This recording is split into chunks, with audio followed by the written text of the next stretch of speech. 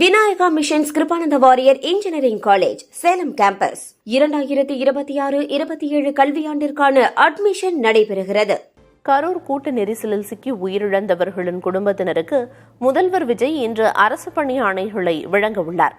விபத்துக்கு பிறகு முதன்முறையாக கரூர் செல்லும் முதல்வர் விஜய் கிருஷ்ணராயபுரம் அருகே உள்ள மணவாசி பகுதியில் 1700 கோடி ரூபாய் மதிப்பிலான காலணி தயாரிப்பு நிறுவனத்தை தொடங்கி வைக்க உள்ளார். தொடர்ந்து கூட்ட நெரிசலில் சிக்கி உயிரிழந்தவர்களின் குடும்பத்தினர் 32 பேருக்கு கருணை அடிப்படையில் பணி ஆணைகளை வழங்க உள்ளார். இதற்கிடையே உயிரிழந்தவர்களின் குடும்பத்துக்கு அரசு பணி வழங்குவதை எதிர்த்து உயர்நீதிமன்ற மதுரை அமர்வில் தாக்கல் செய்யப்பட்ட மனு மீது விசாரணை நடைபெறவுள்ளது.